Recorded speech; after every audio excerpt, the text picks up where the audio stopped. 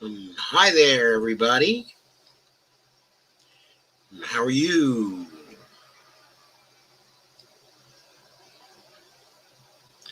Hello, Joanne.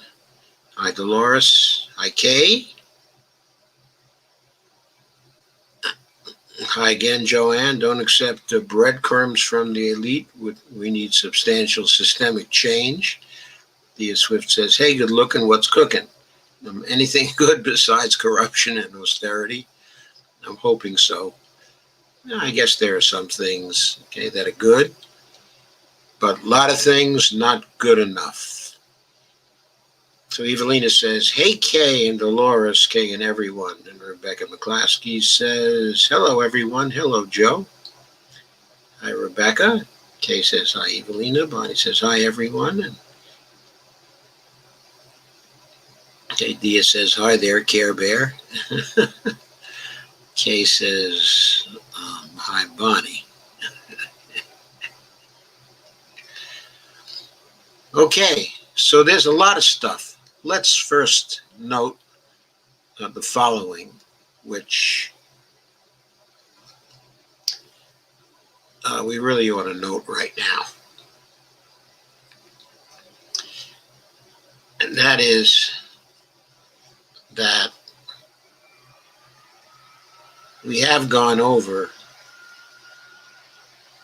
the 400,000 fatalities mark if you look at the Worldometer site. We also know that those are the officially counted COVID fatalities. If we look at discrepancy between fatalities from last year to fatalities this year, we've got about 100,000 more this year. And since the main variable difference is COVID, probably the true figure for COVID is more like 500,000 right now. Anyway, according to Worldometer, we're now at 405,261 fatalities.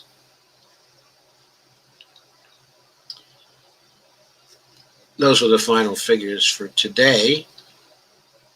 There were 3,377 fatalities today. Yesterday, there were 3,833 fatalities here in the United States. And the day before that, it was something like 4,800, if I recall correctly. It was very, very large. Anyway, we've been growing fatalities really rapidly. We're at 1,220 per million now. It's even worse, okay, for the UK. They continue to have huge numbers of fatalities. They had 1,295 today. You have to multiply that by nearly 5 in order to get the same rate of death here in the United States, and that would be then, it's like we having close to 6,000 fatalities.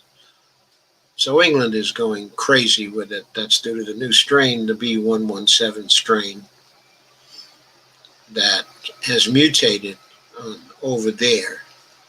It's just flooding the hospitals, and there's just a race to get people vaccinated as quickly as possible over there and over here too. But we're still at 2020, and that's plenty fast enough. I'm sorry, 1,220, but 1,220 per million, closing in on Bulgaria and Liechtenstein. But then there's a big gap between us and the country, okay, of North Macedonia and the UK and also Czechia.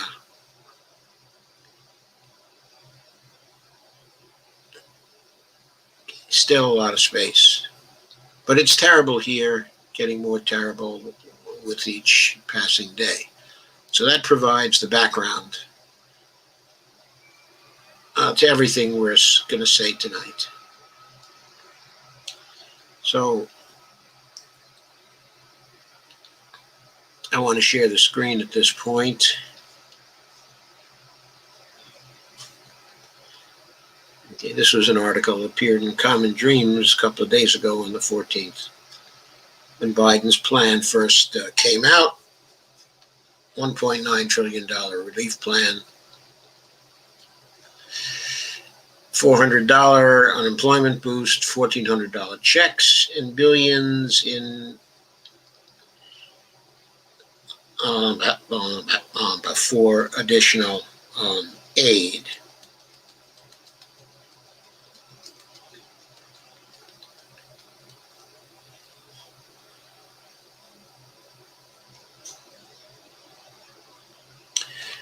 Okay, the Economic Policy Institute noted on Thursday that 1.2 million people applied for unemployment insurance benefits last week, including 965,000 people who applied for regular state unemployment insurance, 284,000 who applied for pandemic unemployment assistance, the PUA. So there are now 26.8 million workers who are either unemployed, otherwise out of work because of the virus, or have seen a drop in hours and pay because of the pandemic. That doesn't count the something like 5.6 million that were previously unemployed. I'm not saying those same people still are unemployed, but there's a level, of unemployment that was not due to the pandemic. Okay, and that was about 5.6 million people.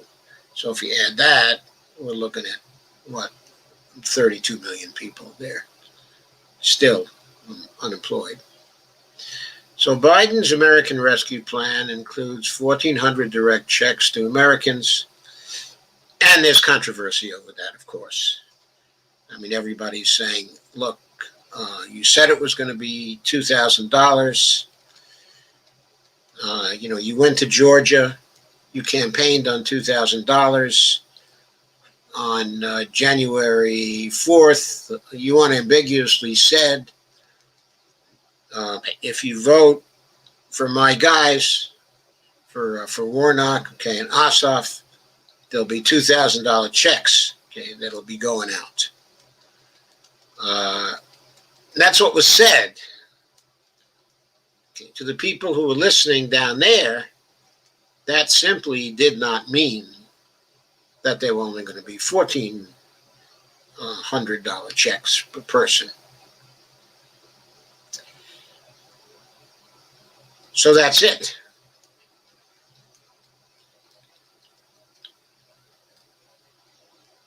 The $1,400, of course, builds on the $600 that was going to go to people under the bill that was passed at the end of December that Trump signed. On the end of December, that was going to be $600 per person, as we all know. So it looks silly for the Democrats to have done it in this way. Quite clearly silly. I don't want to blame it on all the Democrats. It was stupid for the Biden administration to not go the extra $160 billion and promise the $2,000 checks. It was bad politics. And it was stupid economics, too, because the people need the $2,000 checks. It's going to give a big boost to the economy, a bigger boost than the $1,400 checks are going to give. So it was counterproductive from a policy point of view, and counterproductive also from a political point of view with respect to getting people excited about this particular bill. You want the public to be excited about this particular bill, to support it, to harass their congresspeople, to threaten them if they refuse to vote for it. That's the reaction you want. And to get that, $2,000 checks would have been more effective than $1,400 checks. So that was a bonehead play. Okay. However, on the good side, there's $400 billion for provisions to fight the coronavirus with more vaccines and testing while reopening schools. And there's more than $1 trillion in direct relief to families, including the stimulus checks, but also increasing unemployment benefits, extended unemployment benefits, expanded unemployment benefits by $400 a week.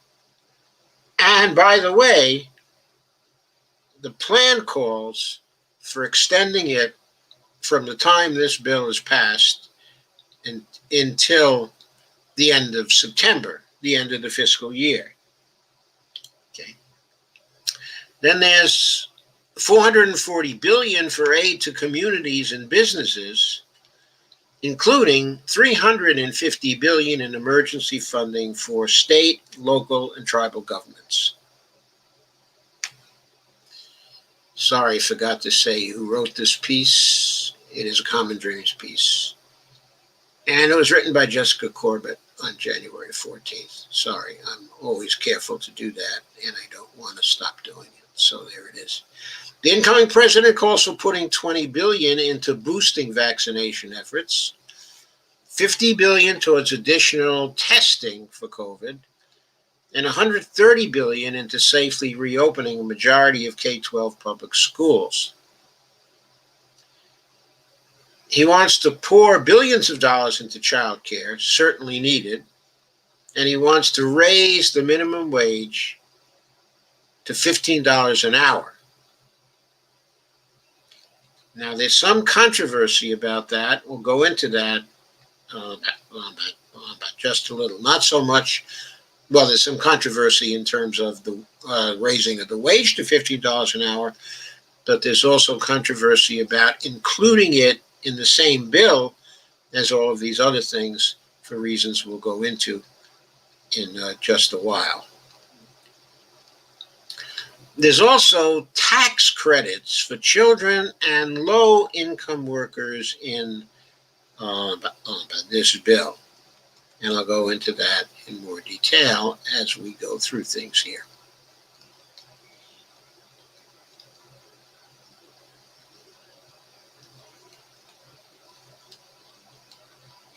So this proposal got considerable praise from the Economic Policy Institute, which is a progressive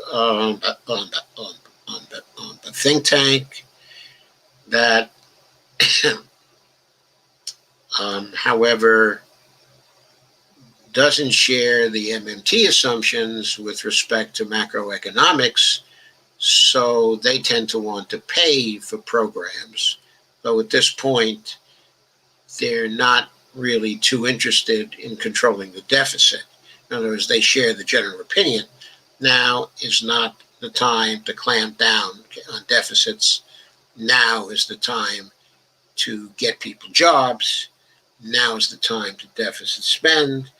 Now is the time to fix the problems in the economy that were caused by COVID. So they're on board with that. But in the background, for them, there's this nagging thought that someday this is going to have to be paid for, which of course is a proposal not shared by the MMT community.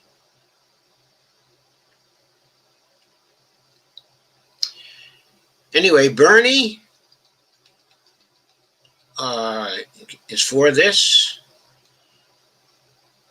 and considers it a very strong first installment.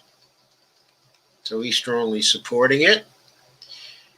And Alexandra Ocasio-Cortez says unemployment benefits should be retroactive too. They are not in this bill thus far. So the AOC wants more. And Jeff Stein, who she's agreeing with in this particular retweet, says, what Jeff Stein says is that Ocasio-Cortez is saying them should pass $2K on top of the $600 rather than only adding $1,400 to get 600 to 2K. And of course, in the last of my live streams, I certainly agreed with that. Corey Bush, of course, thinks that too, points out $1,400 does not equal $2,000.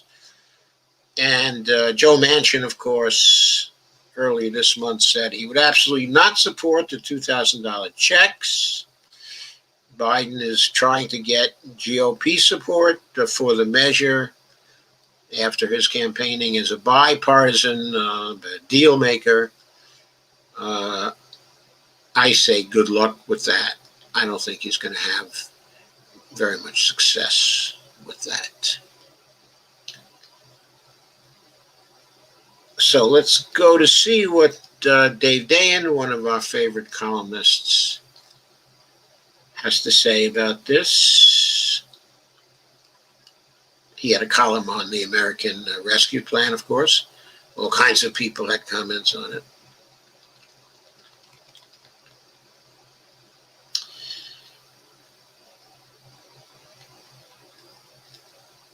So David cites the public health aspect of it as being a massive effort of $415 billion. So that's a little bit of discrepancy from the Jessica Corbett article. She pointed to it as $400 billion.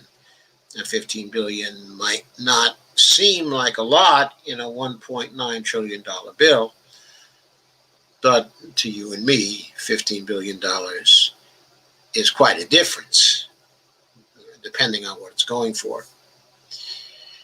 Anyway, it would create a national vaccination program with public centers and mobile units across the country, ensure free vaccine delivery to all Americans, including Medicare, but Medicaid people, expand testing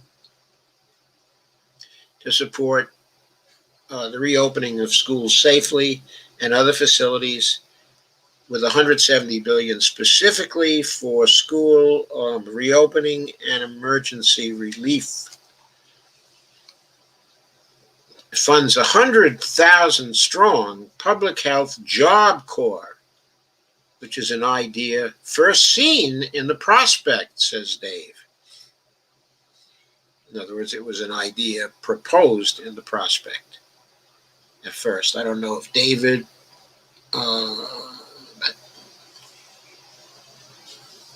if he actually proposed it or somebody else in the prospect did. Let's see.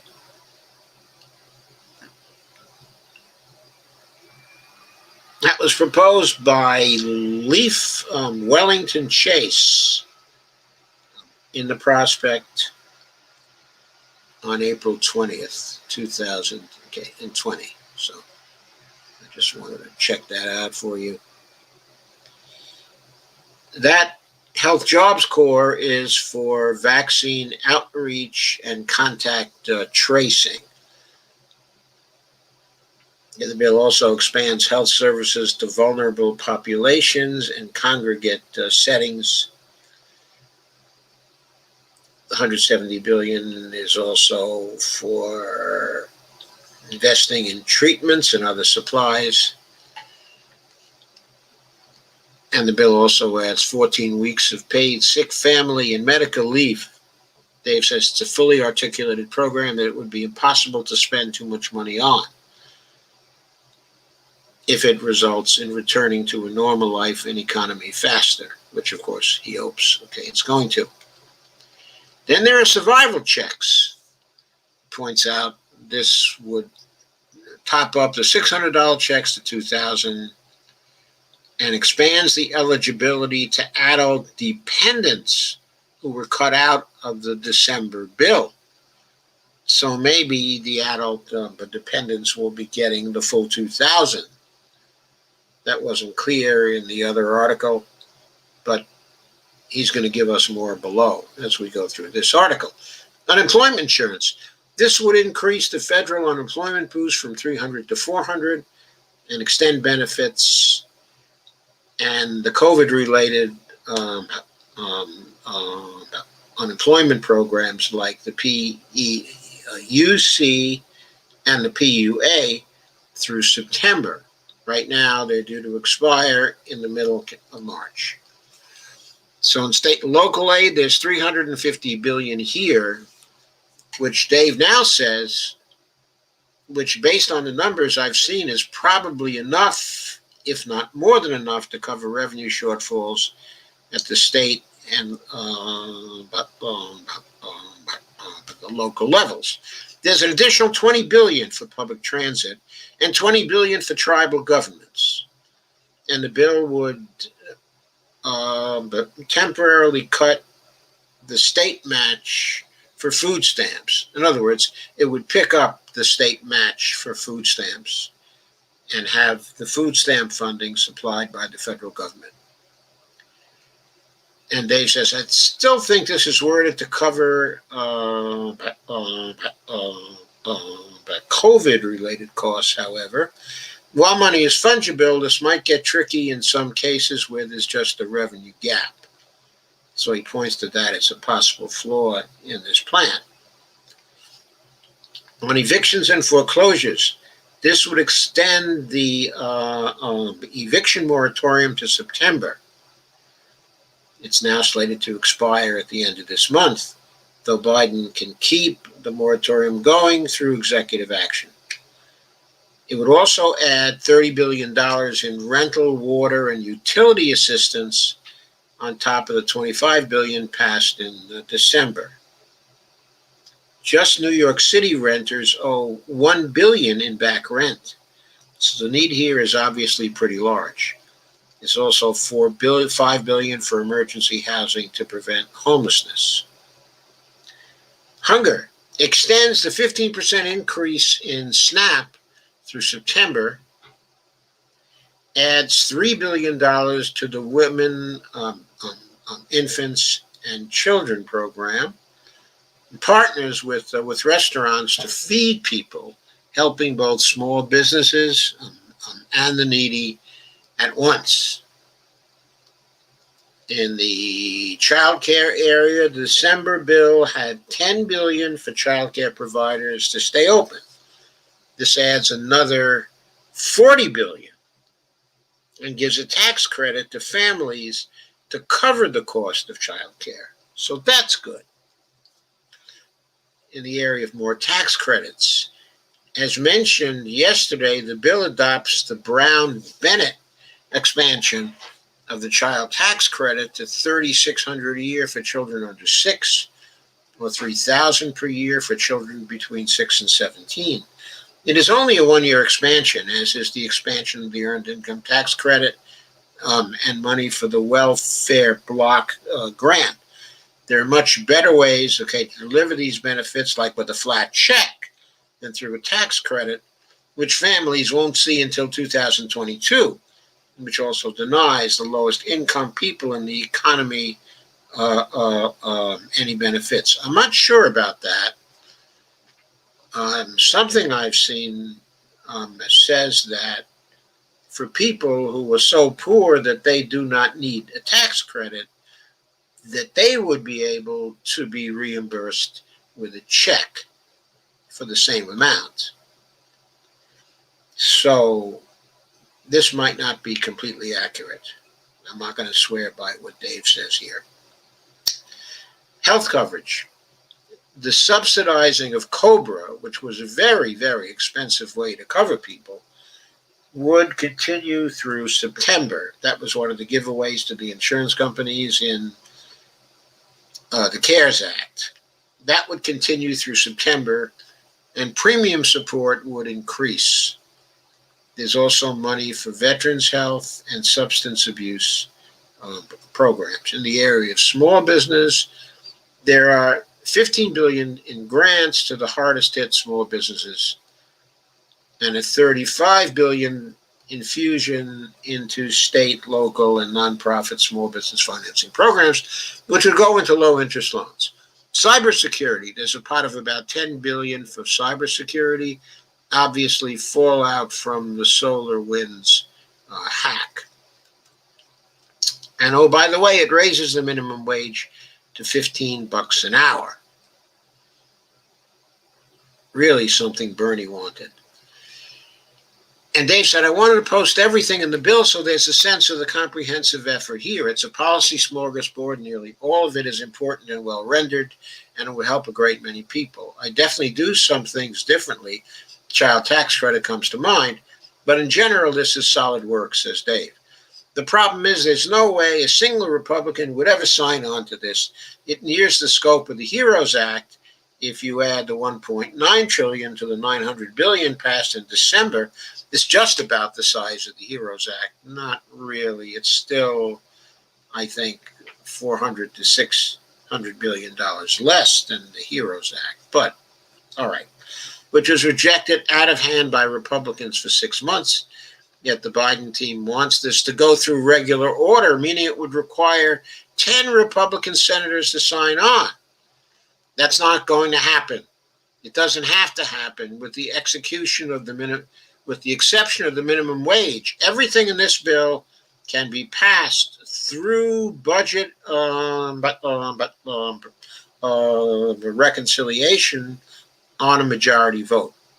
It says, I'm not certain every Democratic senator would vote for this, however, and by adding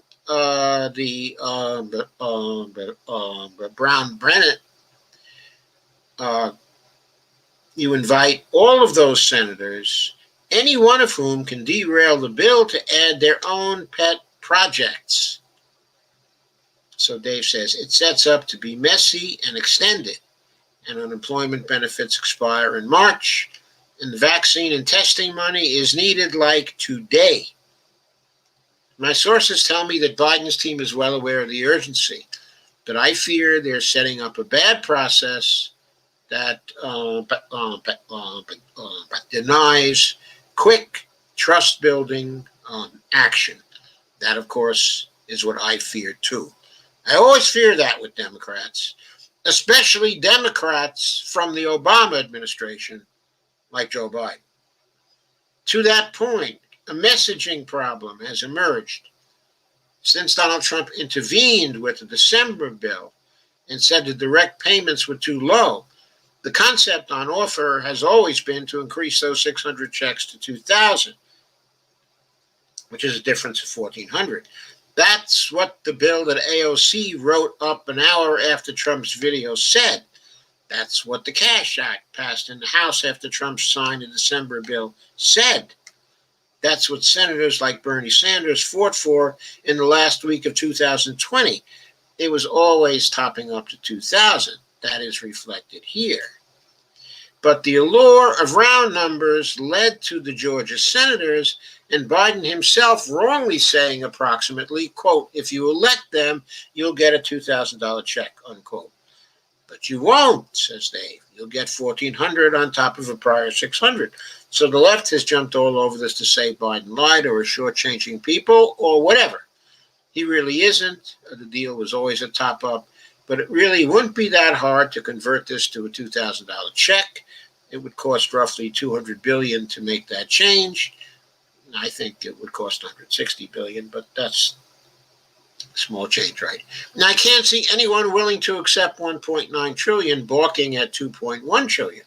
I also think any normal person not on Twitter will be thrilled to get $1,400 and won't hold a grievance. I don't think that. I think if the person doesn't need the 2,000 so badly, yeah, they may not hold a grievance, be grateful to get the 1,400. Okay, and that is okay. But for many poorer people, that penny pinching, that $600 less, that's just mean-spirited when everybody knows they can put out the $2,000 if they want to. If they want to. So why don't they want to? It's better politics. It's better for the economy. Why don't they want to? Why did they want to be cute about it?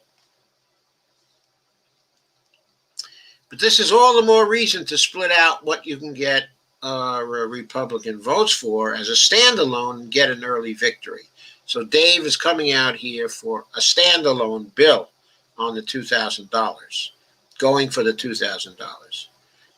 He says the base of the party lacks trust in Biden, and some are ready to pounce at any slight, including me. I lack trust in Biden.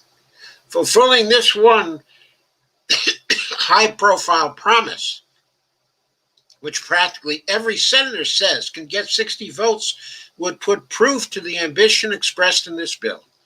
And it would get that done quickly, instead of relying on a lingering, lumbering package that raises doubts in the public mind about Biden's seriousness. So to sum up, I like the bill. I question the strategy.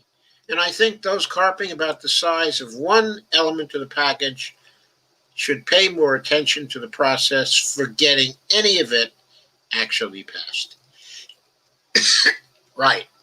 But,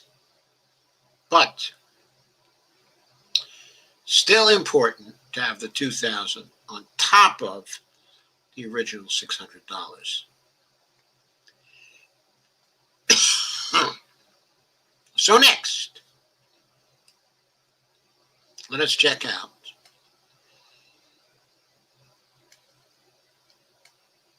what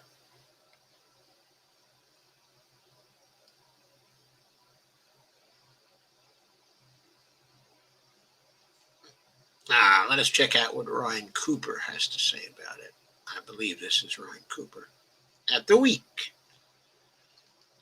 And Ryan Cooper says, Joe Biden's coronavirus rescue plan isn't bad, but it could be better. There's Joe Biden putting on a mask, January 16th. But President-elect Joe Biden announced Thursday night his plan to combat the coronavirus pandemic and repair the economy. And he points to the cost of $1.9 trillion. And says it would extend some of the relief measures that were in the CARES Act and would add a number of other badly needed support systems.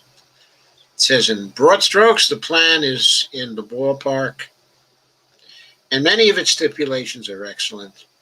However, it falls short in a couple places, most notably in the size of its direct assistance checks and its temporary boost to the child tax credit. So he focuses in on those also, as Dave did. So he points to the features we've already discussed. There's no difference in his discussion, of those. He points out transit systems would get another $20 billion. And then he says there's a lot more in the package, but those are the main points. All the other points, were mentioned by Dave. So I'm not going to repeat those. He says that's all to the good. The vaccine rollout plan is elaborately detailed and appears to my informed amateur eye to hit all the right points. The $15 minimum wage is a great idea, as is the boost to unemployment. An extension of the eviction moratorium is vitally important, as is aid to the states, cities, and transit authorities. Yeah, the extension of the eviction moratorium is vitally important, but what's also important is giving people money to pay their back rent. People have a lot of back rent. What are they going to do when the moratorium comes off? I mean, are they just going to go into the streets? Now the problems. Biden would send out around $1,400 checks. And he points out, added to the 600, that's 2,000. But there's an immediate debate over whether this was a climb down from the previous position of the Democrats. He says, for my part, I suspect this was simple, sloppy messaging, which doesn't give one a great deal of confidence. We don't need simple, sloppy messaging right now. We need very, very deliberate and precise messaging that people pay attention to right now. Then President Trump initially proposed 2,000 checks. That was as part of the pandemic rescue package that later passed with only $600. So the ensuing supplementary bill, like that wide discussion, also had only $1,400, okay, in new money, which, by the way, was written into that bill by Ocasio-Cortez. That said, regardless of intentions, there are many Democrats have been saying $2,000 checks without qualification over and over, long after the last by rescue bill was passed.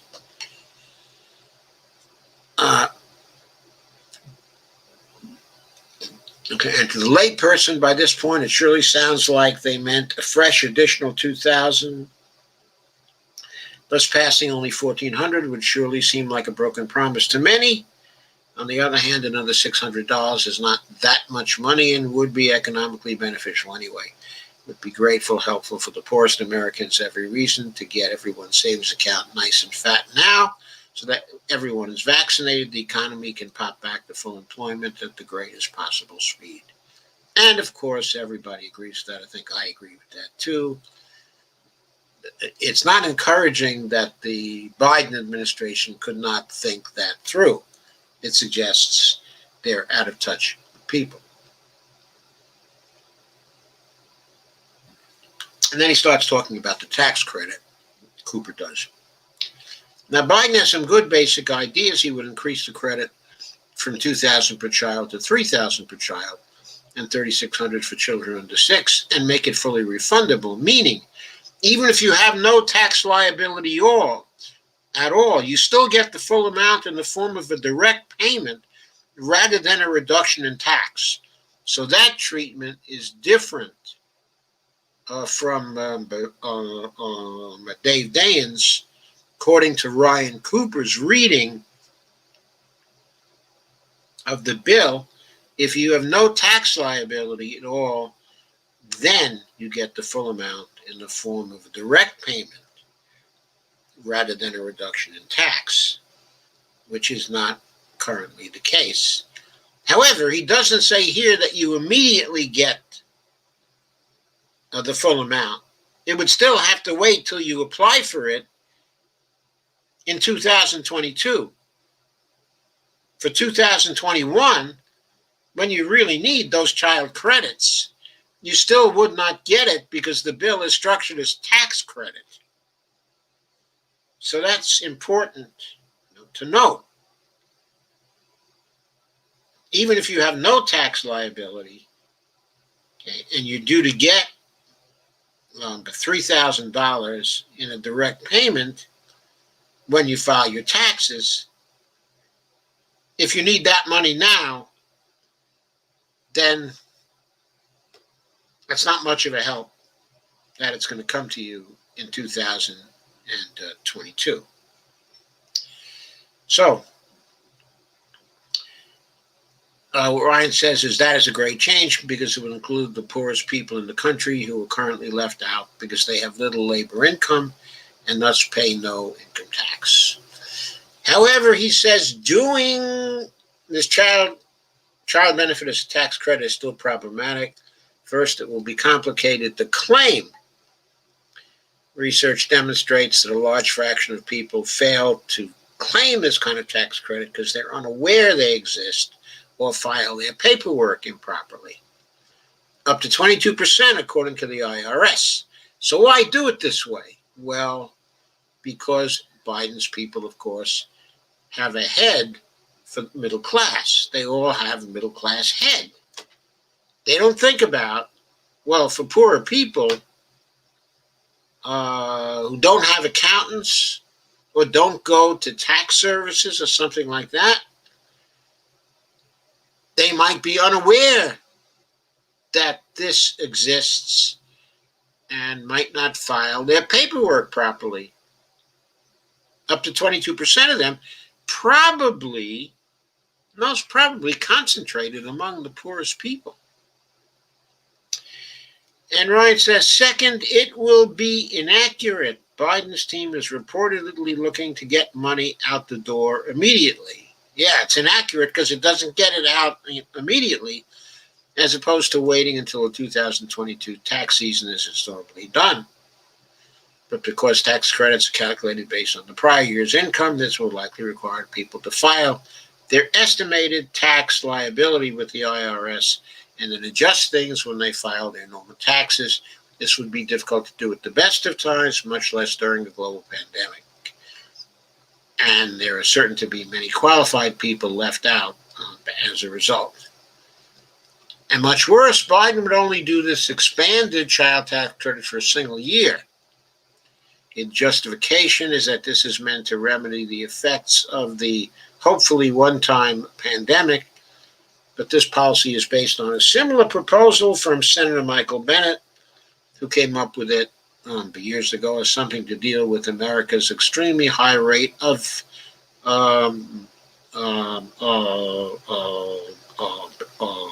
child poverty. And he was correct. We need child benefits for now and all eternity, not simply to deal with the pandemic, because children always cost a lot to raise, yet bring in no money. Even David Brooks agrees, as Matt Brunig argues in a recent paper for the People's Policy Project. There is a far better option, a permanent, universal child allowance. The CTC is just one of several tax credits for children, along with the Earned Income Tax Credit and others, which combine together to create a super complicated mess of differing eligibility schedules. In addition to the above problems, here's a chart illustrating how benefits per child for typical tax unit family change as their income increases. The very poor get nothing, and the near poor get a whole lot. The middle class gets a modest amount. Then it flattens out for all but the very rich. So there it is. So you can see, in the graph that it peaks, but there's very little for the poor. See that small little line down there at the bottom? That's the poor. They get hardly anything. Then it kind of balloons up for the not so poor. Then it starts flattening out for the middle class.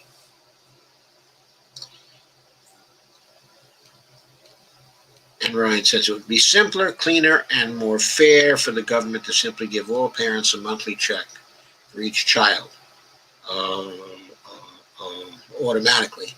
That would be easy, no application required, include all parents, and permanently help all families in the future.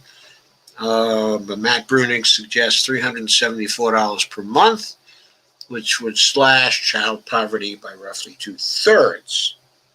Then some of the costs could be compensated for by scrapping the child tax credit and the earned income tax credit, except for the small part for non-parents, which Biden would increase, and modestly raising taxes on the rich.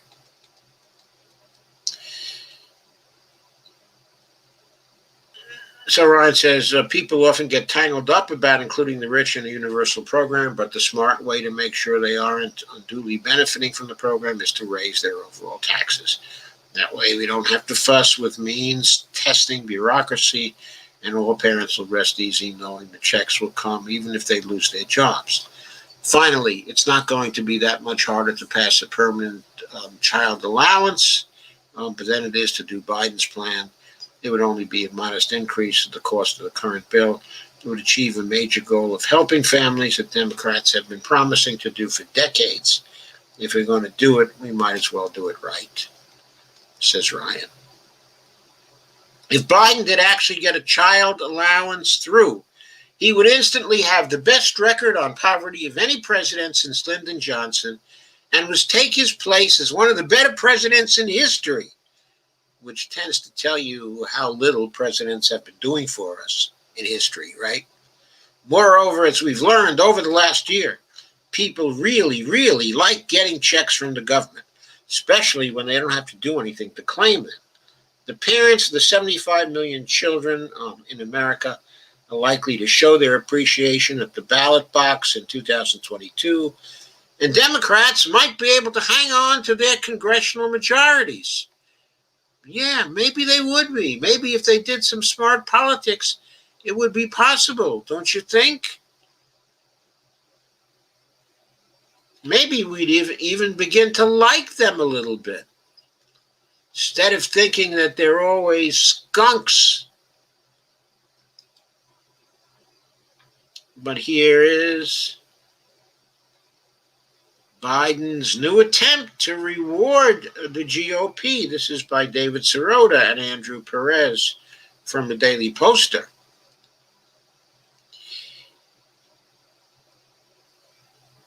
And Biden is, of course, prioritizing a budget deal with extremist Republicans when he doesn't need their votes.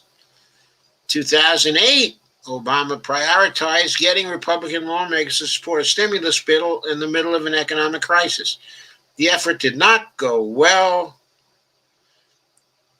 The bill ended up being far smaller than necessary. The effort to appease Republicans ended up garnering barely any GOP votes for the bill in Congress, and America was left with one of the slowest economic recoveries in history.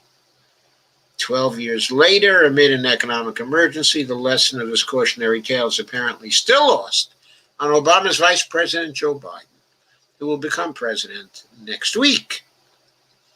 According to Bloomberg, quote, Biden will seek a deal with Republicans on another round of COVID-19 relief rather than attempting to ram a package through without their support, unquote.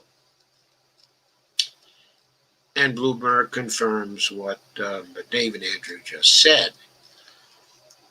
And then they say, to know this is insane, ask yourself a simple question. How is it, Kay, that Democrats take back Congress and yet the Democratic president's first priority is securing a deal with Republicans? Or ask a different question.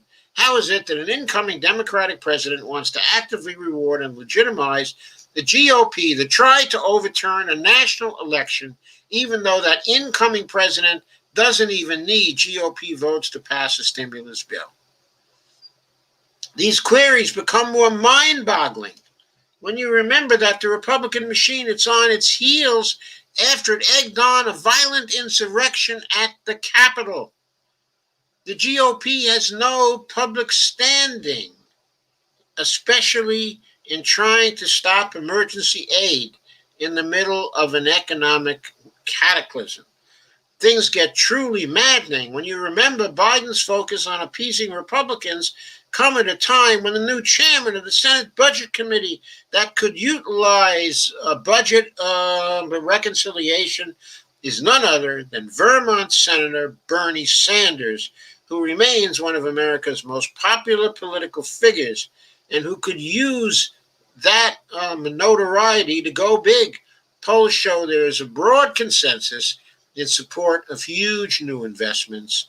Consider McConnell's top priorities during the coronavirus pandemic have been providing businesses blanket retroactive immunity from COVID-related lawsuits and ensuring that government doesn't distribute direct aid to people who are starving. And yet here is Biden prioritizing bipartisan comedy and Washington etiquette in a move that reminds us of his old roots in austerity politics. In one sense, it is hard to be surprised. Biden spent decades portraying himself as a fiscal hawk, and last month, the Times reported that he urged congressional Democrats to accept a stimulus package that included no survival checks at all and was half the size of the package the party had been previously pushing. He only belatedly came around to support 2,000 survival checks after Sanders and other progressives relentlessly pushed it. To be sure, Biden has been sending mixed signals. He recently said we should be investing in deficit spending in order to generate economic growth, and he is pushing a far larger stimulus bill than Obama ever dared to push. That suggests Biden at least someone understands the scale of the emergency in front of us, but that actually makes this push for bipartisanship worse. He understands the crisis, and yet his reflex is to first and foremost try to appease the GOP no matter what Republican lawmakers do. Biden is constantly touting them as a necessary and good part of American politics. The takeaway should be obvious, and it's something we've been saying for months. But progressives are not going to get anything from a new administration unless they're willing to publicly pressure it. That means progressive lawmakers are going to have to be willing to fight, and it means progressive advocacy groups in Washington are going to have to be willing to prioritize results rather than White House access. Accountability journalism is going to be an important part of this. There are very few outlets willing to hold a new president to his campaign promises. So often those pledges are just flushed down the memory hole.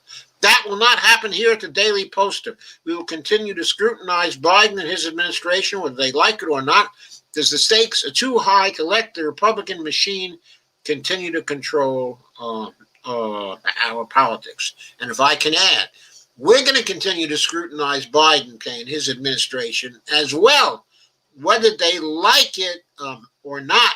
And we're going to hold him to his campaign promises and his campaign statements. He said when he became president he was going to get rid of the filibuster. I want to hold him to that so that every vote of every kind can be by majority vote.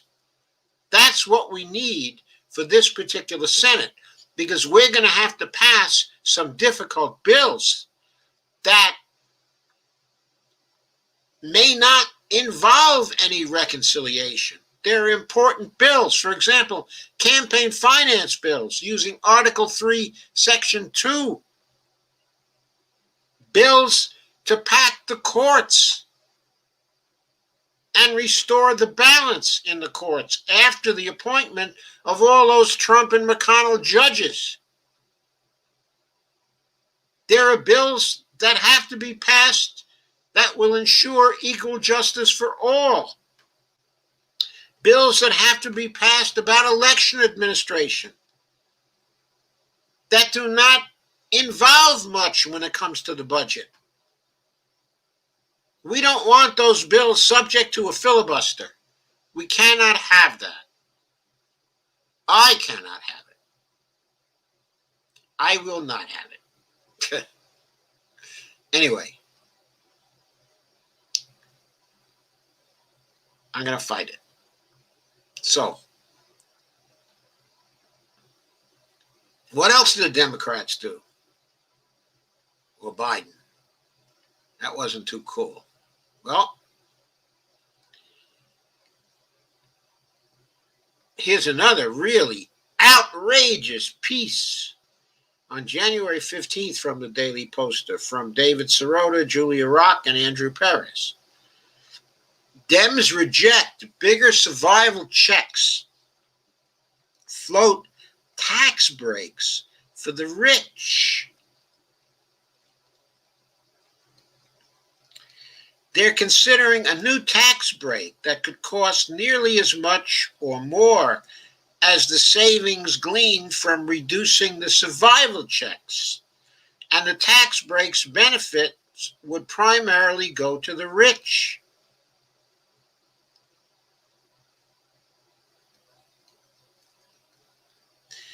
So the reduction from $2,000 to $1,400 would save the federal government somewhere between $164 billion and $200 billion, based on estimates from Congress's Joint Committee on Taxation and the Committee for a Responsible Federal Budget, the Fiscal Hawk Committee, which automatically means that the estimate is probably closer to $164 billion than it is to $200 billion. At the same time, Democratic lawmakers are reportedly considering resurrecting their past proposal to temporarily repeal a cap on state and local tax deductions that high earners can deduct on their federal taxes. What is that about? It must be for the lawmakers themselves that they don't want to be capped on state and local tax deductions that they can deduct from their federal taxes. Why not? Because people like Nancy Pelosi have these really, really expensive houses And those are subject to state and local taxes, to real estate taxes, which gives them a big deduction on their federal tax returns. How about all those consultants in Washington, all the lobbyists who help them? They don't like the cap on state and local tax deductions. They're trying to smuggle something in here so that they can benefit themselves. And of course, the very rich would also benefit from it.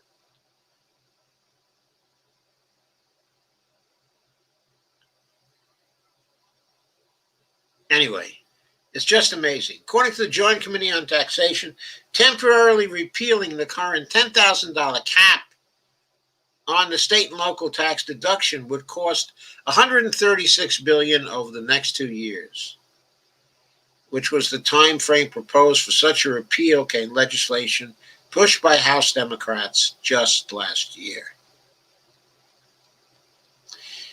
And California Republican Mike Garcia is touting new legislation to repeal the limits on SALT deductions.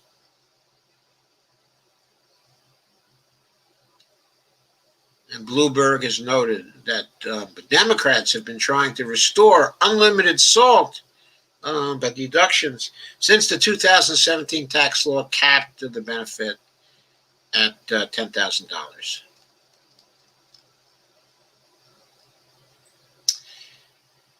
So Dave and his collaborators mentioned 2,000 checks would target help to the bottom 60% of income earners, who would see an average increase of 11% in their annual income. And it would be a particularly big income boost for the poorest Americans. By contrast, the SALT deduction would mostly benefit wealthy households, with the top 5% of households receiving over 80% of the benefit. And the top 1% would get roughly 60% of all the benefits of such a repeal, an average tax cut of more than $33,000.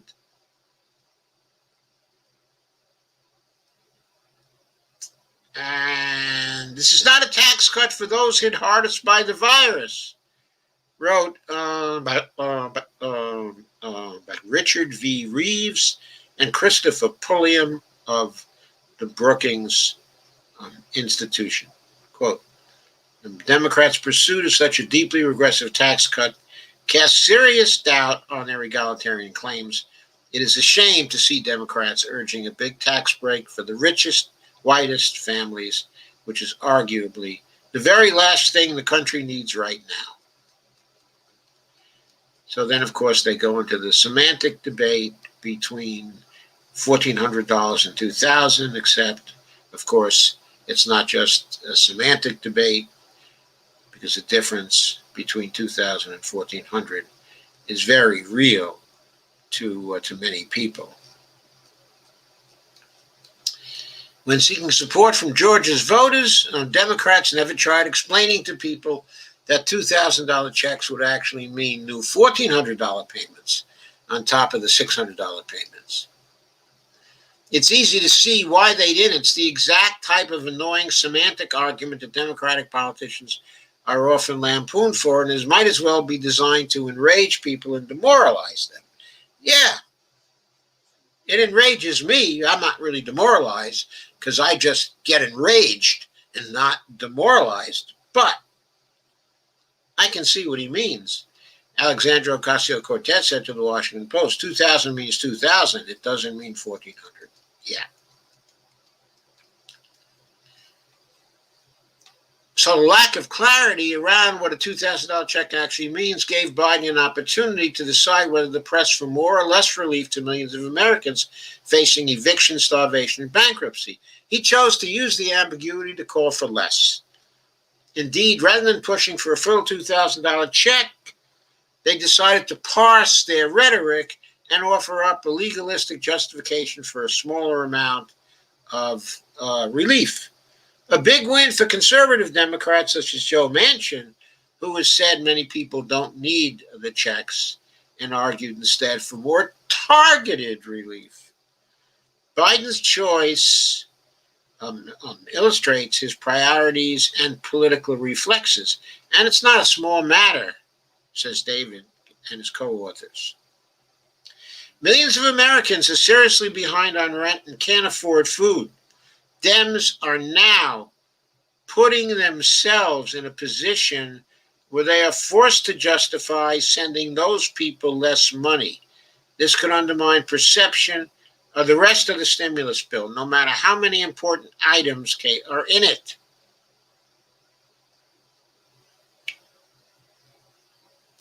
Hey, the truth is, Americans need more than a one-time $1,400 or $2,000 check. They need recurring help. The incoming Vice President Harris was the lead author on a bill last May to give people monthly $2,000 survival checks until the pandemic is over.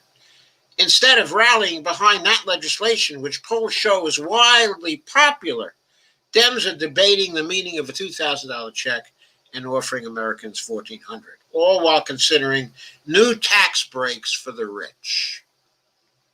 Isn't that wonderful? Isn't it wonderful?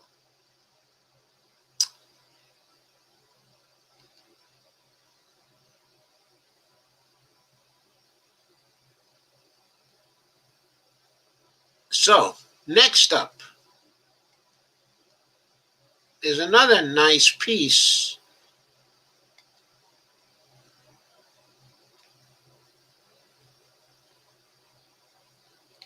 by Sirota Rock, and Perez. Oh, it's the same piece. It just was published, in Jacobin as well. So that's what it is. So good. That gets us through that fast.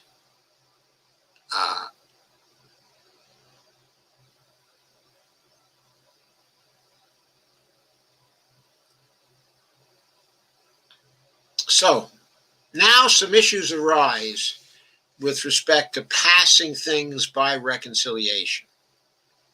In other words, you heard the arguments for breaking out the $2,000 payments into a single bill, that would pass much faster and give people relief but far faster. Now, I'm not sure it should be an entirely clean $2,000 bill. It seems to me there's a little time to pass the unemployment extension. But the eviction moratorium, that should certainly be rolled into the $2,000 bill and should be immediately passed. They should bring it up for a vote on the first and second day after the inauguration. They should pass the $2,000 check bill very, very quickly. But of course, they may not want to do that. They may still be hung up on trying to get a reconciliation bill passed. Some are going to be in favor of using a reconciliation bill. Some will be in favor of just getting 60 votes. Those who are in favor of trying to get the 60 votes, that condemns the Democrats to taking a lot, quite a lot, of time.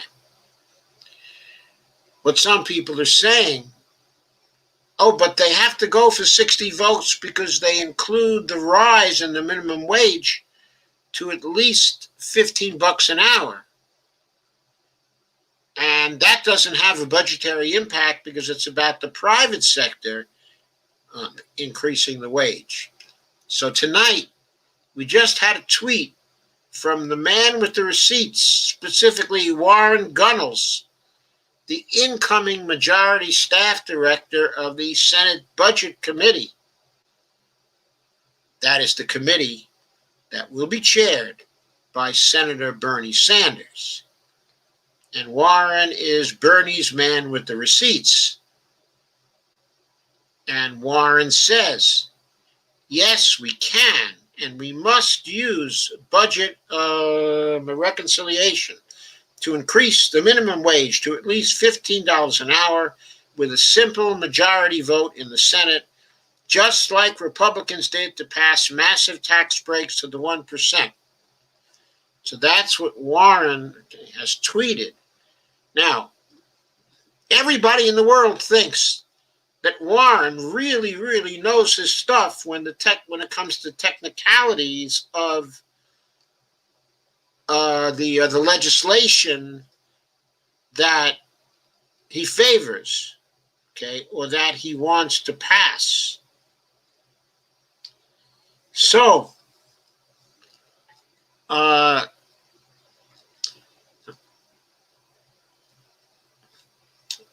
it turns out there was a reply to Warren's tweet, and it came from Bernie. I'm trying to find it now, but here, let me show you this. Let me share the screen for the tweet. Okay. So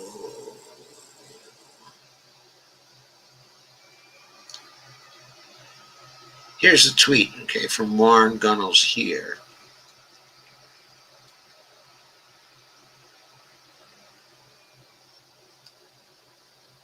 Okay, then I believe there was a tweet from Bernie in reply to that. Okay, and Bernie said, basically, yes, we can. We can pass it under reconciliation. Now, there are some answers that say that it's not going to happen, of course. There are quite a lot of arguments on here about that Biden, okay, is never going to do that anyway because of his donors, corporate masters, okay, will never allow him to do it. There are a lot of people tweeting at this. For some reason, I can't find Bernie's tweet, but it was there. Okay, I saw it, okay, a bit earlier, where he replied. So let me see if I can find it again. Crystal Ball replied and said that was fantastic. Nina says, go big, Mr. Chairman. We have a moral imperative. Hello, somebody.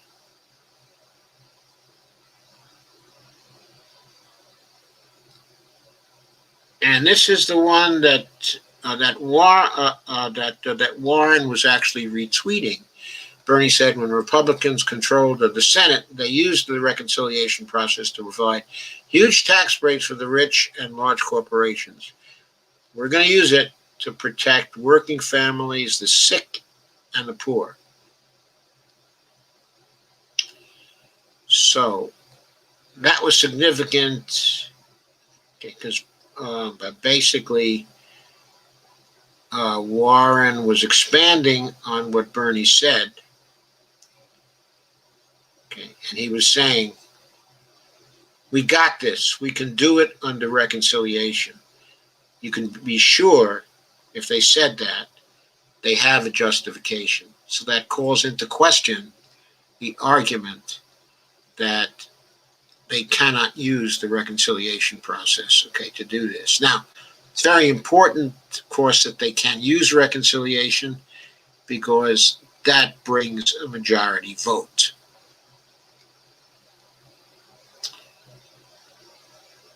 So I'll stop sharing this now. There's something that is better than reconciliation, which they really need to do. And that is they have to stop thinking in terms of the 60 vote frame. The idea that they normally need 60 votes to pass legislation. That frame is a false frame. It is only their own rules that make them need the 60 votes. It's only their own rules that makes them need something like the reconciliation process in order to get rid of the 60 votes. The 60 vote frame is created by them tying their own shoelaces together so they trip over themselves. The Constitution only requires a majority vote in the Senate. Now, last time, I think it was last time, maybe the time before that, I think it was actually on Wednesday night, I went over some old posts of mine. And one of them was about Harry Reid, written on October 16th, 2009. The headline was, "Make Democrats Take Responsibility for the Framing of Needing 60 Votes to Pass Anything." And there I went through the nuclear option and how you can use that to get rid of the filibuster permanently. Now, Joe Biden said on the campaign trail he was going to get rid of the filibuster. We need to pressure him. We need to pressure him to make good on that campaign statement. He said he was going to do it. Make him get rid of the filibuster. He can pressure the Democrats now to get rid of the filibuster. Nobody wants, if anybody is a Democrat and has to run again in 2022, they don't want Joe Biden coming into their district and supporting a primary opponent of theirs because they would not vote in order to get rid of the filibuster. There is a way to get rid of the filibuster. Biden has to go to his people and say, I need this for our program. We cannot be hamstrung by needing 60 votes. The filibuster has to go now. We need the constitutional option. That is to say, the 51 vote option. That now has to be what controls the Senate. I'm sorry, ladies and gentlemen, but that's the way it has to be. My predecessor was hamstrung by the filibuster. His program failed, in some part at least, due to the presence of the filibuster. Actually, that just gave him an excuse for failure. But he used that, as a rationalization. If Biden will say now, I can't afford to be handcuffed in the same way. We have to get rid of the filibuster now.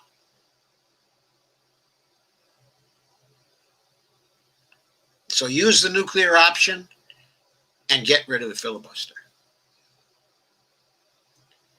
And that's why it has to go that way. So I call your attention to that particular piece again. You can go over the nuclear option. If you go over the nuclear option, it's so much simpler. You get rid of the filibuster. You don't have to worry about 60 votes ever again. But if you deal with reconciliation,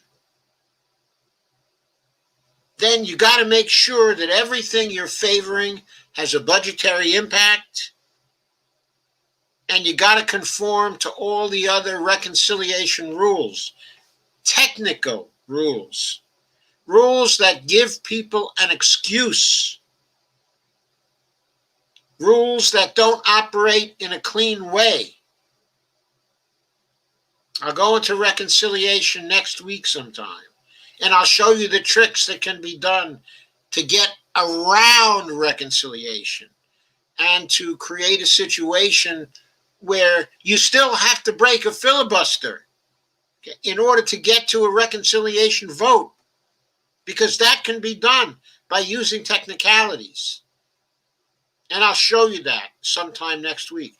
The important point for now is that reconciliation is a poor alternative, whether it makes Bernie Sanders look good or not. That is not what we need right now. What we need is breaking the filibuster once and for all. We need to be pressuring Joe Biden, in order to get that. Now, after Biden came out with his plan, he got some pushback from the Democrats. From Democrats who think maybe there is a better plan in some ways.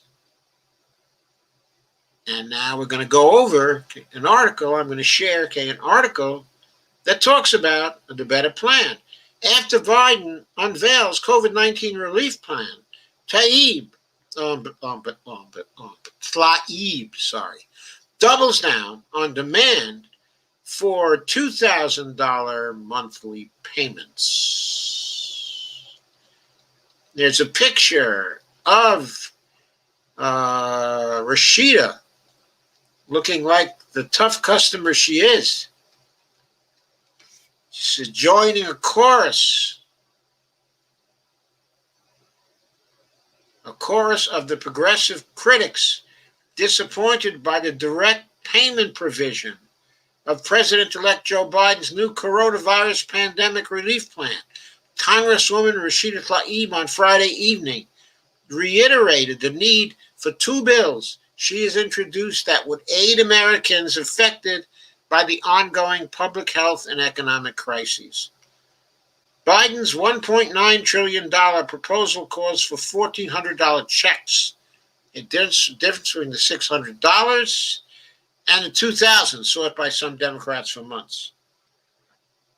Though President Donald Trump backed boosting the checks on his way out the door, the increase failed to garner enough congressional support.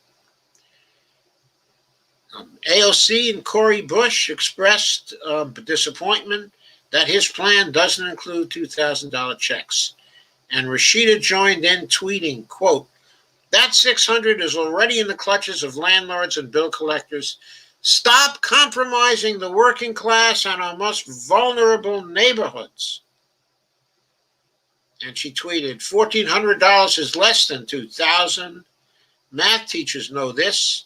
That $600 is already in the clutches of landlords and bill collectors. Stop compromising the working class and our most vulnerable neighbors. And she says, the hashtag ABC Act will be reintroduced in the 117th Congress, recurring, and the hashtag Boost Act is critical to addressing the harm caused by this pandemic for many prior to COVID-19. Stimulus proposal, $2,000 monthly payment plus $1,000 per month until the proposal calls for $2,000 stimulus plus $1,000 per month until 1 year after the coronavirus emergency ends. And there's a link in there to a Forbes article which talks about the bill Rashida introduced with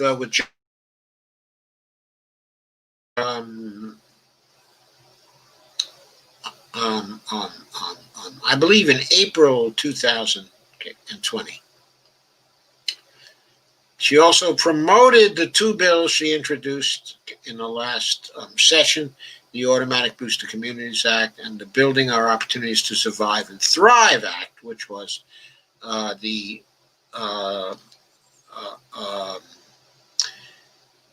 what is now known as the Boost Act. What the Boost Act actually does is it provides for everybody to get a Boost card. The Boost card would be a prepaid debit card that would not be subject to any fees, penalty charges, or usage restrictions. The full amount would be available for immediate withdrawal at any on ATM in the country without any usage or withdrawal fees. Individuals who do not have banking information would receive their payments via a Boost card.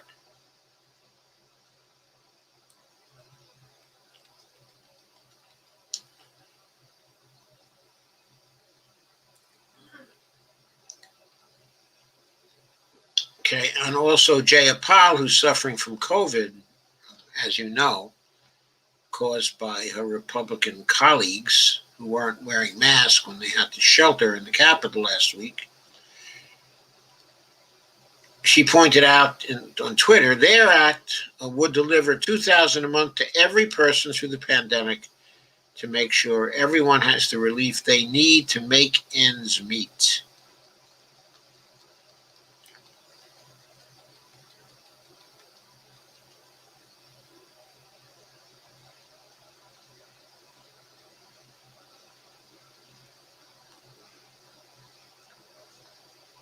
Okay, and on Friday, Rashida also highlighted the Boost Act,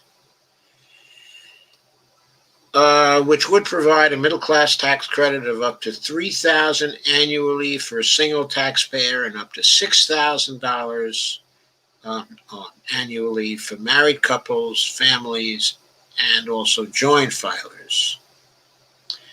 According to a page on her website that was dedicated to the Boost Act, individuals can receive up to $250 per month.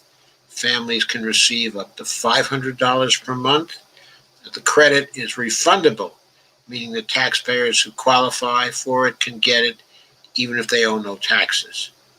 Filers with no income are still eligible for the credit, can be claimed by single filers making wages up to $49,900.99, families making wages up to $99,900.99 are eligible.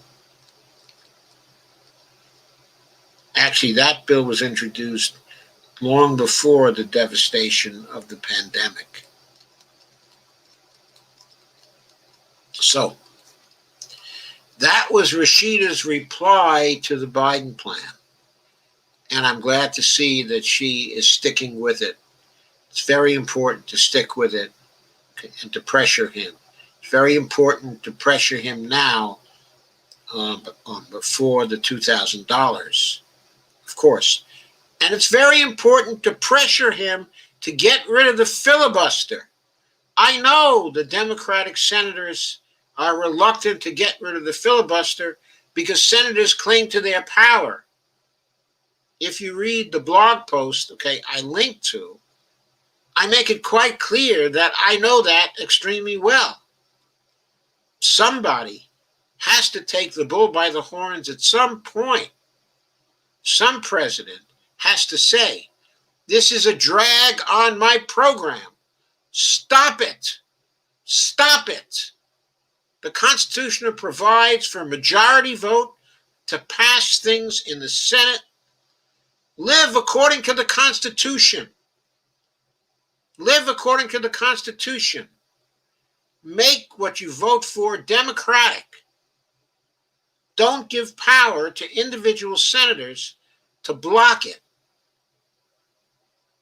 If you want to make the Senate more democratic, pass a rule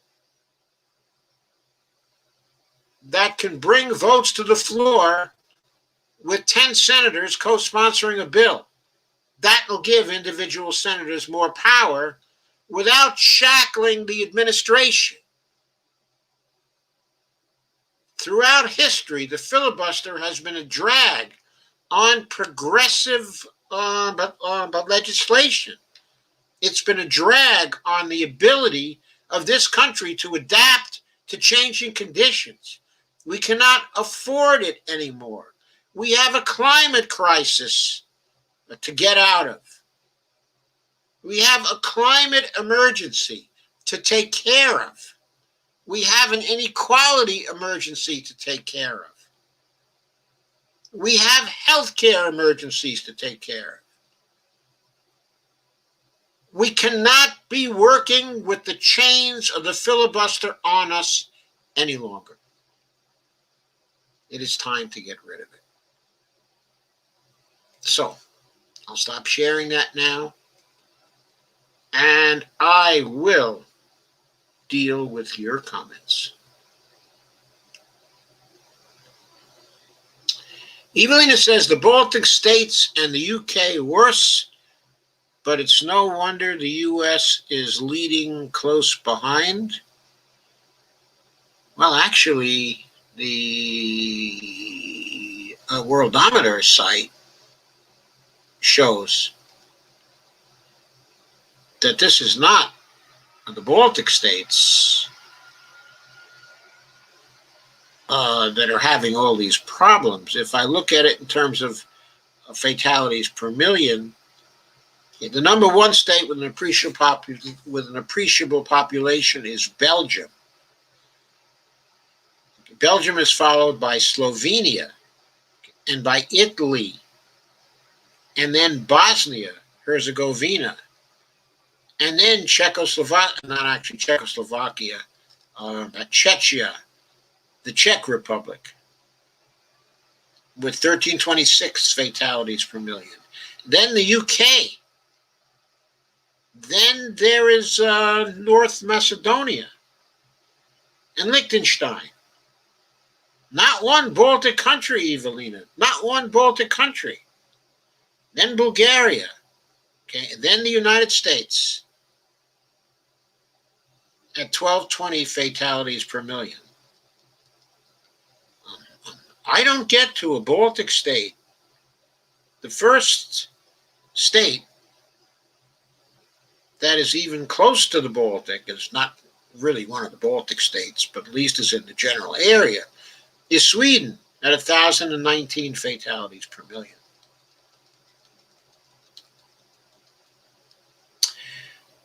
Lithuania.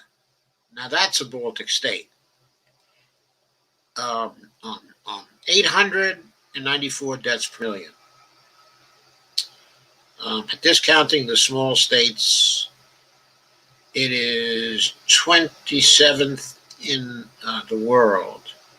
Poland's just behind it at 878, which by a stretch, I suppose, could be called a Baltic state, but it's not normally identified that way. You have to go considerably far down to get to another Baltic state. So there's Latvia, which is discounting pocket-sized states, is 43rd, okay, in the world. So Latvia, Lithuania, where is Estonia? Okay, Estonia is far below that.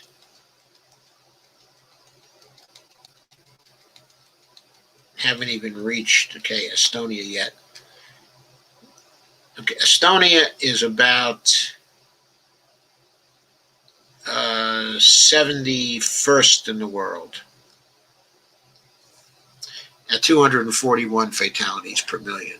So not sure where you got the idea that the Baltic states were having a very bad time of it compared to other states. Dia says, no more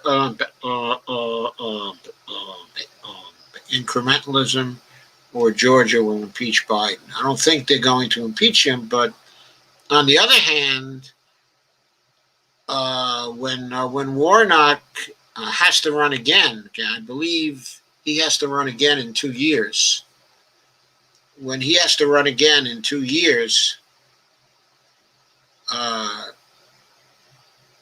and that $2,000 wasn't there, the other side's going to have a talking point, which the Democrats don't have to give them. So Bill Stokes says there's 4 years of living in an area being politically targeted by Trump to lose all federal funding. This $350 billion to state and local is a breath of fresh air. It is a breath of fresh air, and it will save many jobs because the states will be able to pay their people. Okay, and Dia says Ben & Jerry has a new ice cream flavor called Peach Mint. Apple Peach Mint. JK, I'm not sure what that was. Anyway, Anthony smiles evenly and says, sure, but not a matter of setting for what could have been more. Okay, and Dia said, there's never a time to clamp down on deficits unnecessary, as far as I understand about macro. Well,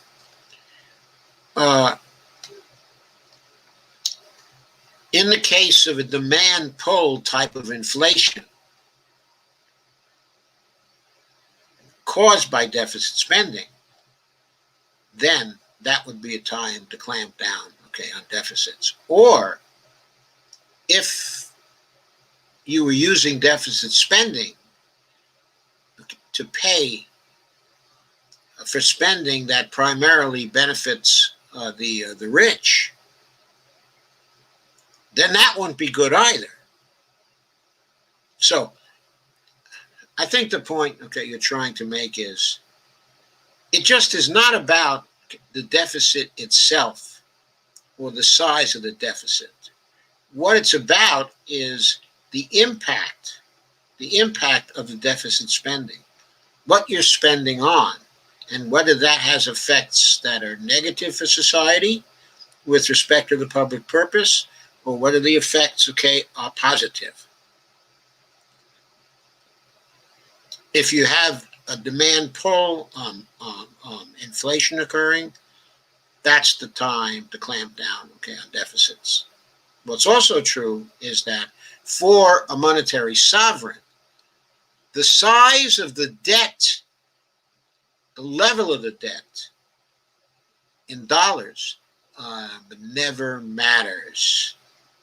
And the level of the debt to GDP ratio also never matters. And of course, implied by these three different statements, okay, I made, is that the deficit and the debt are two different things. They're not the same thing. The size of the deficit is about spending minus tax revenues. If that number is positive, then you have a deficit. Okay. However, what the debt is, it's just the principal amount of the outstanding federal debt instruments, the unpaid principal. The unpaid principal on all those instruments summed up is the size of the national debt. So you can see conceptually, those are two different things. They only get linked because whenever we deficit spend, we try to issue bonds on a one-to-one basis to match it, treasury securities, okay, of one kind or another. And Dia Swift said, the Manchin has a wild thistle up his ass. Kay says, I'm still not clear on whether the survival checks are a done deal. Is everybody getting them? No, they have to be passed. In other words, the $600 survival checks, that's been passed. So that's a done deal, okay, and you should be getting them.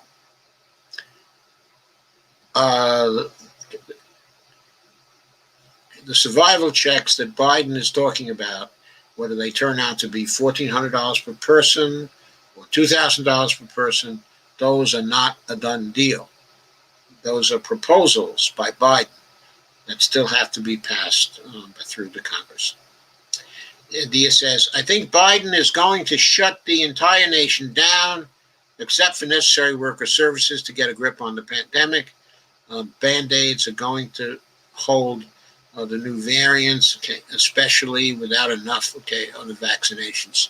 He may, if he provides people with the money to stay home and to work with the necessities, okay, of life.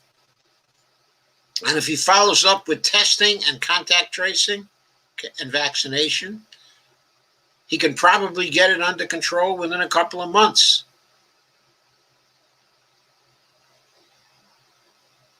Dia Swift said, there's not going to be child care workers and teachers. They're all petrified. Kay said, also wondered if survival check money is countable as taxable income. The way that was spoken about, okay, in some of these last bills, it will not be counted, okay, as taxable income. But I'm not sure if that's the way, okay, it's going to be passed. I'm pretty sure the $600 checks will not be taxable income.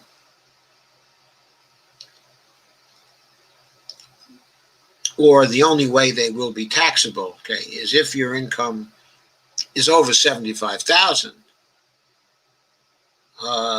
Then I think there is some provision in the latest survival bill that some of the money at least is going to be taxed back. But if you make under $75,000, no, it won't be taxable. So Dia Swift said the public needs to be housed and quarantined for months to flatten the curve. Everything has to start back over from scratch. I don't know how many months, okay, it's going to take. If it's mandatory for people to stay home, except for going out for groceries, and that's all you can do, either for groceries or seeing the doctor, okay, or whatever. So everybody is home. Then that's going to cut down greatly on the community spread. It was effective, okay, in other countries. Should be effective for us. Of course, we're starting from a higher level. But in order for the virus to still be there, it has to have people to spread to. If the people are not in contact with the virus, it will not spread. And Dia says stores are starting to look like fish skeletons. The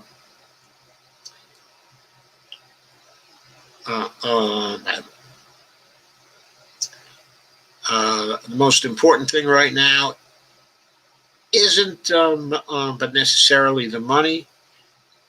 The resources are. Yes, the resources are always very important. Dia says, but of course, survival funding is mostly going in the pockets of neoliberal oppressors. Anyway, we have to pay to live. Dia says, Biden better take notes from Jacinda Ardern.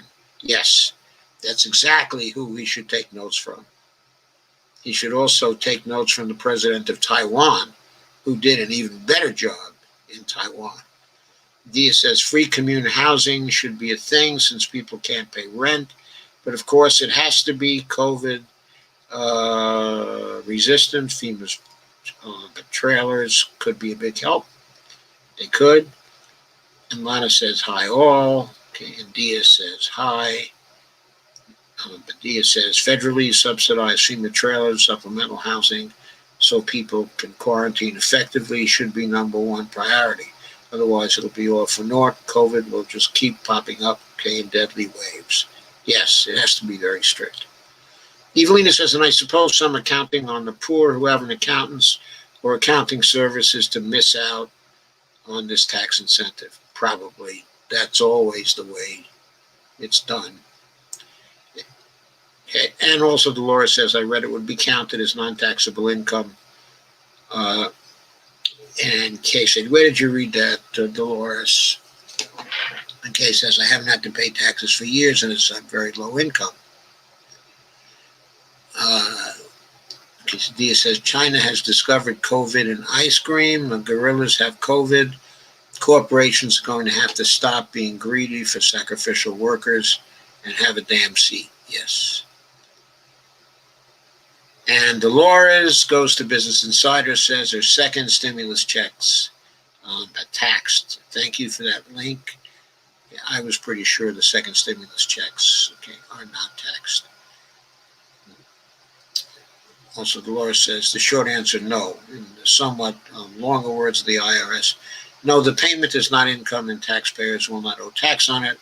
The payment will not reduce it, the refund of a taxpayer or increase the amount they owe when they file their 2020 or 2021 tax return next year, January 4th, 2021, WAARP.org, taxes info, 2020, will I owe the IRS tax on my stimulus payment? Thank you, Dolores. Dia says, Georgia should be rewarded. They saved us twice. Kay says, thank you. Okay, and Dia said, uh-oh, things went blurry, Dr. J. That there's nothing going on at my end to indicate why they might have gone in that way. So it's just something on the wires. It just happens.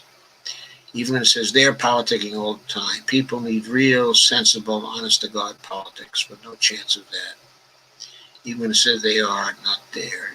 Kate Clark Arndt says no honesty in our politics at all. And Steve Gonzo says Brian Deese, the incoming director of Biden's National Economic Council, bluntly stated the class interest behind the ongoing drive to reopen schools. We need to get the schools open so parents, and particularly women who are being disproportionately hurt in this economy, can get back to work. Well, they can get back to work, but only when there's no more COVID. Evelina says, huh? And there's a link to what Brian Deese had to say on January 15th.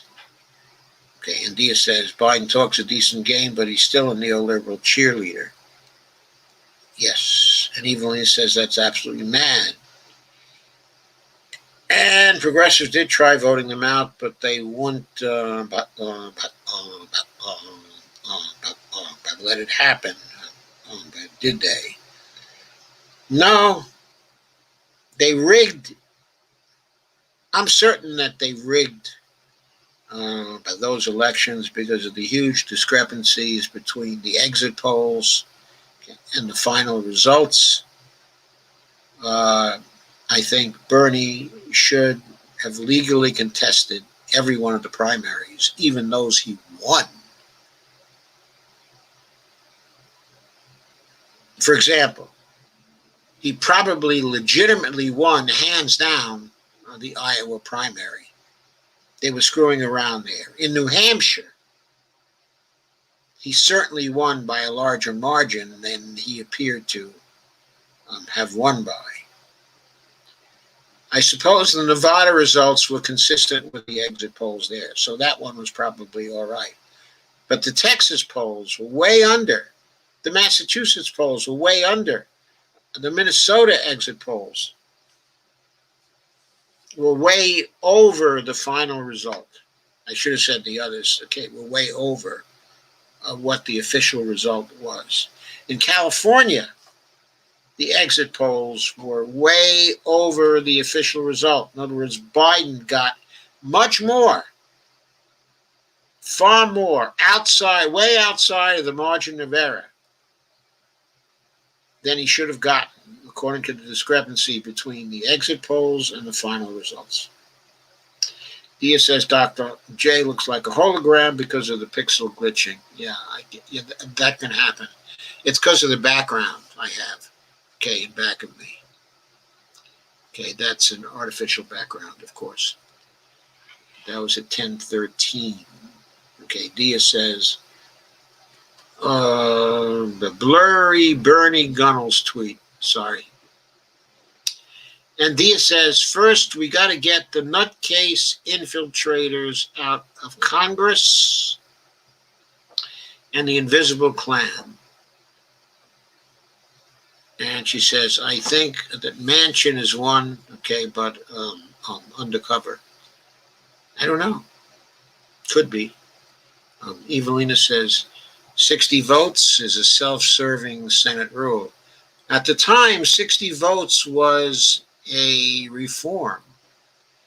It used to be 67 votes. And then a reform was put in by Senator Byrd, okay, when he was the majority leader of the Senate. And he knocked it down to 60 votes. But he also installed the present system, which turns out to be worse. In that system, instead of actually having to run a filibuster to get up and talk and paralyze the Senate, all the senator has to do is to register an objection, which, by the way, is anonymous, to a bill that is trying to get to the floor, and the bill won't be brought to the floor because the filibuster rule actually provides for that. Steve Gunza says, Warren Gunnels, at Gunnels Warren, yes, we can. We must use budget the reconciliation to increase the minimum wage at least $15 an hour with a simple majority vote in the Senate, just like Republicans did, and he goes on with that.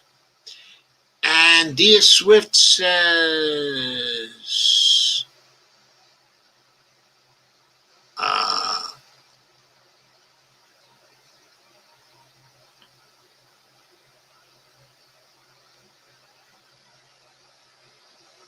I sure hope Bajaya Pal is hanging in there. The good thing is she has access to Cadillac Care.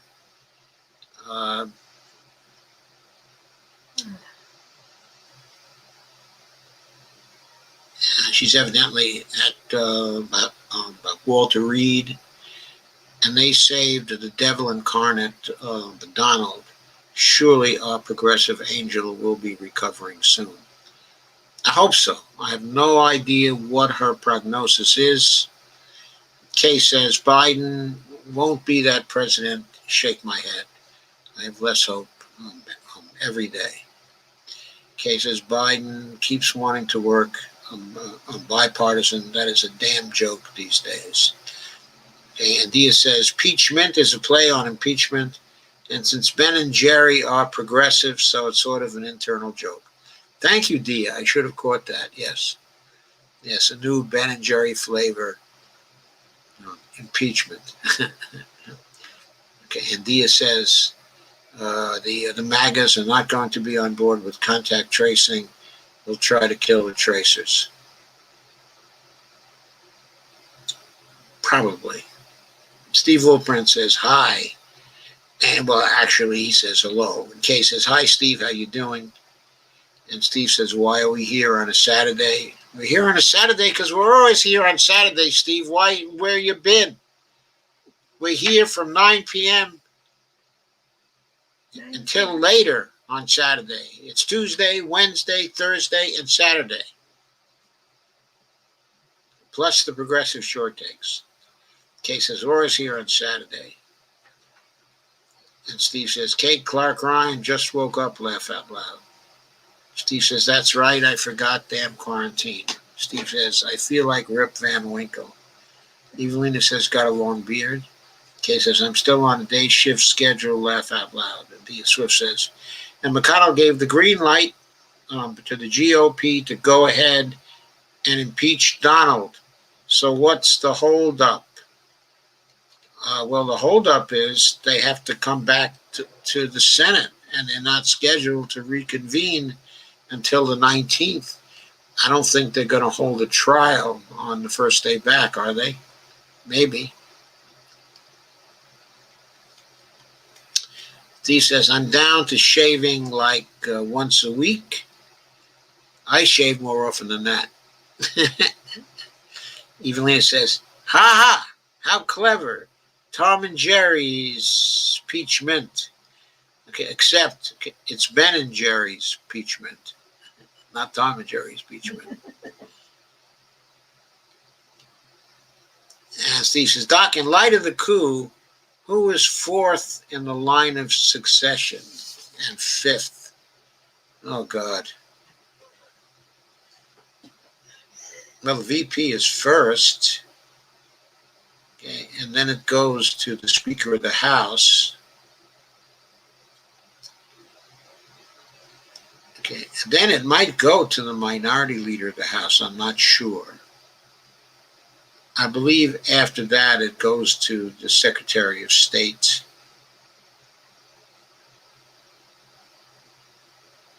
But I'm not sure. I have to double check that. I've only thought as far, okay, as Nancy Pelosi. Maybe Wikipedia has. Oh, they do.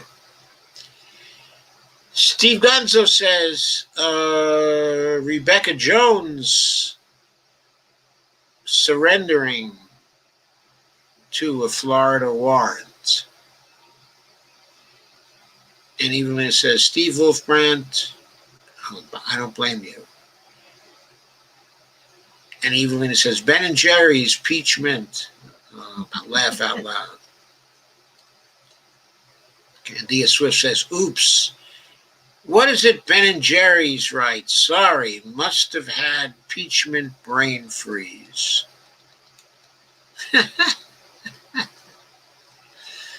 Okay, folks. I think I've gone through all your comments. I somehow finished all those articles in this period of time. That was pretty good. But you got the total picture. Let's not get distracted. Let's not get distracted by reconciliation. Let's go for the filibuster. Screw reconciliation. We need to get rid of the filibuster altogether. Steve Gonzo says by Lauren Bobbert and her mom on the Bullhorn live coordinated mob.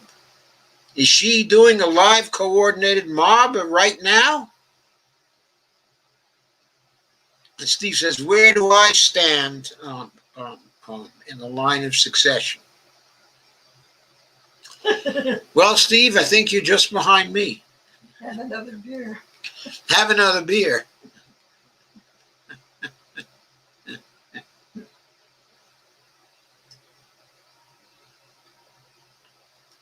Kay says, thank you all for another great discussion. I love you all. Remember, I'm telling you, don't let them get away with reconciliation. Getting rid of the filibuster is one of the most important things we can do for this government. One of the most important things we can do is to take that excuse away from the Democrats and from Joe Biden. Steve Gonzo says, at the Capitol, her mom took the tour. Oh.